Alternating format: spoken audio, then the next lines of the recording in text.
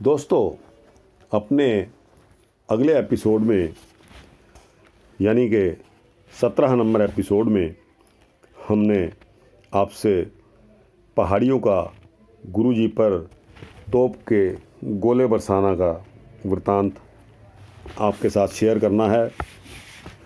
जब गुरुजी अनंतपुर खाली करके कीरतपुर से आगे एक टीले पर, जिसका नाम निर्मोहगढ़ के नाम से प्रसिद्ध है, वहाँ ठहरे तो पहाड़ियों ने गुरुजी के ऊपर पीछे से चुपचाप जाकर हमला किया, परंतु सिंहों से मार खाकर वो पीछे हट जाते हैं।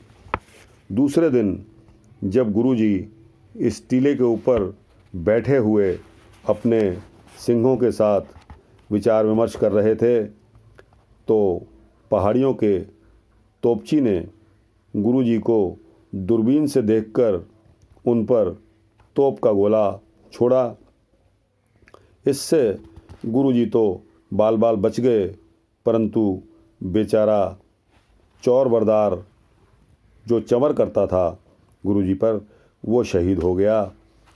तोपची दूसरी बार गुरुजी के ऊपर गोला चलाने के लिए तोप का निशाना बना ही रहा था कि गुरुजी ने उसको अपने एक बाण से वहीं चित्त कर दिया और दूसरा बाण मारकर गुरुजी ने दूसरे तोपची को भी, जो गुरुजी के ऊपर वार करने के लिए अपनी तोप सामने ला रहा था, वहीं ढेर कर दिया। गुरुजी के इस कारनामे से पहाड़ी राजे भयभीत होकर वहाँ से भाग गए। इसके पश्चात सूबा सरहंद अपनी फौज लेकर आते हैं। सूबा सरहंद निर्मोहगढ़ टीले के ऊपर बैठे गुरुजी रोज़ नित्यनेम इत्यादि तथा योद्धाओं के साथ विचार विमर्श, देखभाल तथा अपने बचाव के साधन जुटा रहे थे। उधर सूबा सरहंद भी अपनी फौज लेकर आ रहा था कि गुरुजी को भी इस बात का गुप्तचर ने जब पता दिया, गुरुजी ने सिंहों को कहा कि दुश्मन का मुकाबला शक्तिशाली होकर करना है। जीते रहोगे तो राज भोगोगे और यदि शहीद हो जाओगे तो परम पदवी को प्राप्त होगे। इतने समय में सिंहों को एक तरफ वज़ीर खां की फ़ौज ने तथा दूसरी तरफ से पहाड़ियों ने आकर घेरा डाल दिया। दोनों ओर से तड़ातड़ शस्त्र अस्त्र चलने लगे। एक ओर गुरुजी भी अपने अमोघ बाण शत्रुदल के ऊपर चलाते दिखे, परंतु जब दुश्मन की सेना का बहुत नुकसान हो गया तो वज़ीर खां ने अपने आदमियों को कहकर सिंहों के ऊपर हल्ला बोल दिया। आगे सिंहों ने भी बहुत सारे तीर और तलवारें इत्यादि चलाकर अपने शत्रुओं का मुकाबला किया। इस तरह 1.5 पहर के घोर युद्ध के बाद जब रात हो गई तो दोनों ओर से योद्धे हटकर अपने अपने डेरों में चले गए। सूबा वज़ीर खां का अफसोस करना, अपने शूरवीरों की बहुत मौतें हुई देखकर वज़ीर खां बहुत दुखी होता है। उसने राजा भीमचंद को पूछा कि गुरु से तुम्हारी शत्रुता किस तरह पड़ गई है। भीमचंद ने कहा, खान साहब, हमको गुरु कहता था कि तुम मेरे सिख बन जाओ तथा हम मिलकर गुरु तेग बहादुर जी का औरंगज़ेब से बदला लेंगे। जब हमने हज़रत बादशाह के विरुद्ध युद्ध करने की सलाह नहीं मानी तो वह हमारे साथ बैर भाव रखता है और इसमें हमारा कोई भी गुनाह नहीं है। गुरुजी का सतलज नदी पार करना। अगले ही दिन गुरुजी जब सतलुज नदी पार करके राजा वैशाली के राज्य में जाने लगे तो शत्रु सेना ने आप जी के ऊपर हल्ला बोल दिया। इस हल्ले में भले ही दोनों ओर का बहुत नुकसान हुआ हो, परंतु आप जबरदस्ती दरिया को पार कर गए। यह सब देखकर वज़ीर खां ने भीमचंद को कहा, गुरु पानी के प्रवाह की तरह किसी और से भी रोका नहीं गया, जबरदस्ती नदी से पार हो गया। इस तरह पश्चाताप करता हुआ वज़ीर खां अपनी फ़ौज को लेकर सरहंद लौट गया और पहाड़ी राजे लज्जित होकर अपने अपने घरों को चले गए। राजा बिसाली के पास निवास करना, यह वृत्तांत आता है। जब राजा बिसाली ने सुना कि गुरुजी उसके राज्य में पहुंच गए हैं तो वह अपने कुछ अहलकारों को लेकर गुरुजी के पास आता है और प्रार्थना करके गुरुजी को अपने साथ ले जाता है। सिंहों का डेरा बाहर लगा दिया गया तथा गुरुजी को अपने महलों में निवास करवाकर बड़े प्रेम से हर प्रकार की सेवा राजा बिसाली आरंभ कर देता है। सतगुरु जी के दोनों समय दीवान लगने लगे, कीर्तन होने लगे तथा दर्शनार्थ बहुत सी संगत आकर आनंद प्राप्त करने लगी। इसके पश्चात राजा विभोर के पास निवास करने का वृत्तांत आता है। यहाँ से गुरुजी अपने जवानों को साथ लेकर दूर दूर तक शिकार खेलने के लिए जाने लगे। एक दिन जब आप विभोर के राज्य में चले गए तो राजा विभोर अपने मंत्रियों को साथ लेकर आप जी को आ मिला तथा प्रार्थना करके बोला कि उन्हें अपने नगर ले जाने के लिए प्रार्थना की। विश्राम करवाकर उसने गुरुजी को बड़े प्रेम से हर प्रकार की सेवा तथा गुरुजी की खुशी के लिए कार्य करने के लिए प्रेरणा ली। सतलुज के किनारे एक सुंदर पहाड़ी स्थान देखकर आप जी ने विभोर नगर के बाहर अपना पड़ाव डाल लिया, यानी कि निवास करने लगे। यहाँ दोनों समय दीवान सजने लगे, शब्द कीर्तन के उपदेश होने लगे। आप जी के दर्शन करने के लिए दूर दूर से संगतें भेंटें ले लेकर आने लगी और अपना जीवन सफल करने के लिए कीर्तन में, प्रभु भक्ति में अपना विश्वास जताने लगी। गुरु जी के अटूट लंगर की सेवा राजा विभोर की ओर से हर समय चलती रहती थी। इसके बाद आनंदपुर वापस आना। इस तरह राजा विभोर के पास प्रेम पूर्वक आवास करके जब कुछ समय बीत गया तो आप जी ने वापस आनंदपुर जाने की तैयारी कर ली।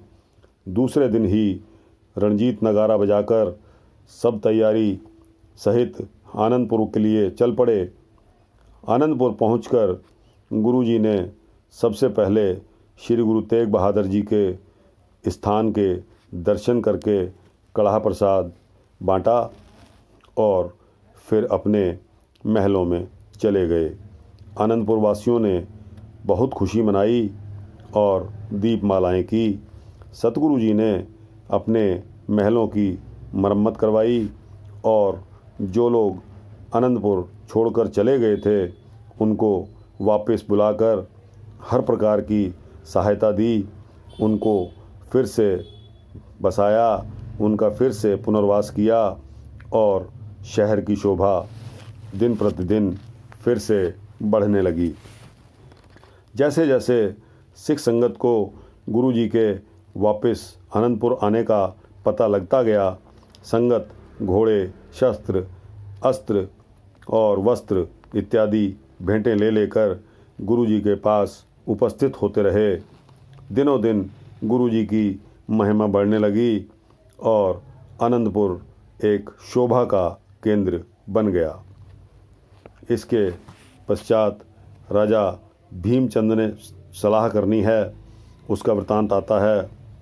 जब गुरुजी के तेज प्रताप से आनंदपुर में पहले जैसा कामकाज, जैसे कि शिकार खेलना, सिखों को उपदेश करना, सिखों की भेंटें स्वीकार करनी, सिखों को अमृत छकाना, सिख सेवकों को सिंह सजाकर युद्ध की ट्रेनिंग देना, अभ्यास कराना इत्यादि शुरू हो गए, तो भीमचंद ने गुरुजी से संधि करना ठीक समझा और उसने अपने मंत्री परमानंद को एक अमूल्य भेंट देकर गुरुजी के पास भेजा और प्रार्थना की कि मेरी पिछली भूल को माफ़ कर दें, आगे से मेल मिलाप रखें। गुरुजी ने कहा, यदि तुम विरोध छोड़कर हमारे साथ मेल मिलाप रखोगे तो हम भी आपके साथ बिना किसी भेदभाव के व्यवहार करेंगे।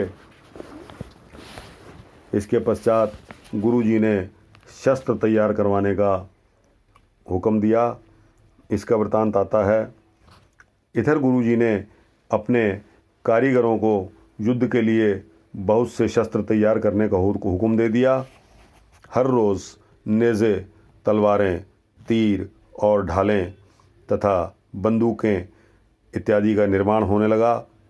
योद्धे युद्ध की तैयारी के लिए शास्त्रों से युद्ध विद्या का अभ्यास करके अपने अभ्यास में जुट गए।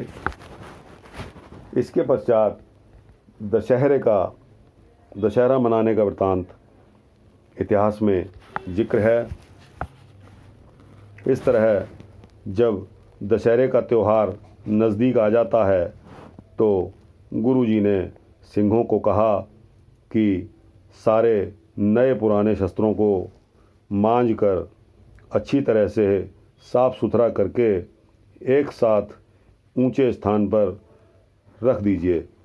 जब आपके हुक्म के अनुसार सिंहों ने शस्त्र अच्छी तरह से साफ़ करके ऊंची जगह पर रख दिए तो गुरुजी ने उनकी धूप तथा फलों से पूजन करके कड़ाह प्रसाद की देग बांटी।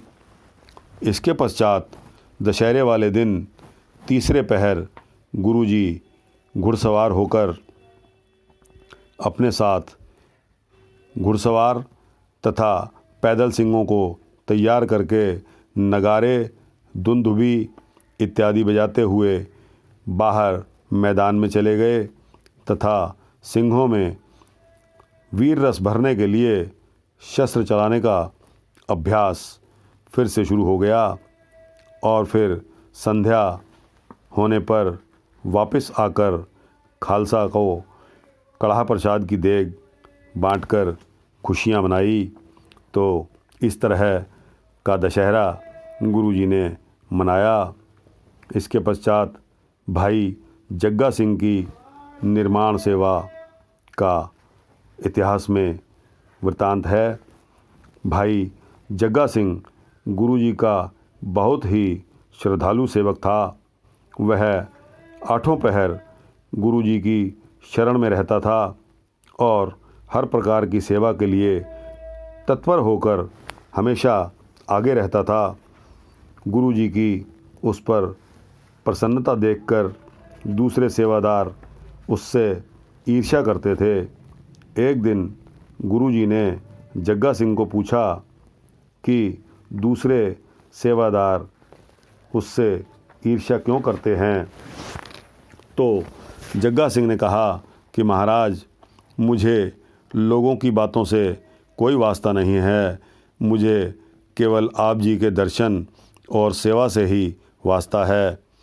उनकी जग्गा सिंह की यह श्रद्धा भावना वाली बात सुनकर गुरुजी बहुत खुश होते हैं। इसके पश्चात पत्थर तथा पतासे से शिक्षा का वृतांत आता है। दूसरे सिखों को शिक्षा देने के लिए गुरुजी ने एक सिख से एक घड़े के पानी में एक पत्थर का टुकड़ा और एक में पतासा डलवाकर कुछ देर के बाद उसे कहा कि पत्थर का टुकड़ा और पतासा घड़े के पानी से निकाल लाओ। घड़े में हाथ डालकर सेवादार सिंह ने कहा कि महाराज, पत्थर का टुकड़ा तो मिल गया है परंतु पतासा नहीं मिला है। इस प्रथाए गुरुजी ने सिख सेवकों को बताया कि देखो, पतासा जो कोमल और मीठा था वह पानी की संगत करके उसके साथ अलोप हो गया है, मिल गया है, परंतु पत्थर का टुकड़ा जो कठोर और बेरस है वह ज्यों का त्यों पानी में पड़ा है, उस पर पानी की संगत का कोई असर नहीं हुआ है।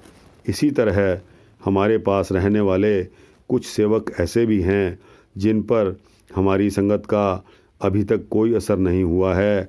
वे ईर्ष्यावादी हैं, परंतु कुछ सिंह हमारी संगत करके पतासे की तरह मीठे हो गए हैं, कोमल हो गए हैं, जिनकी संगत कर जो हमारी संगत करके हमारे साथ मिले हुए हैं। इसके बाद मेंढक का प्रमाण वृतांत आता है। यह सेवादार मेंढक के समान हैं, जिनका निवास पानी में के कमल के फूलों के साथ होता है, परंतु वह गुण रूपी कमल को छोड़कर अवगुण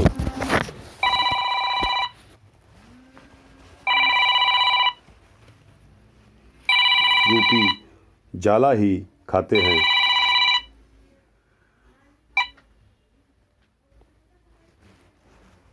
गुरुजी के इस प्रकार के वचन सुनकर दूसरे सिख सेवक भी नम्न होकर गुरुजी की सेवा और संगत करने लग जाते हैं। तो दोस्तों, घंटी बज चुकी है, वृतांत का समय हो गया है, इसलिए इससे आगे का वृतांत हम अपने अगले एपिसोड में देंगे। तब तक के लिए वाहिगुरु जी का खालसा, वाहिगुरु जी की फतेह।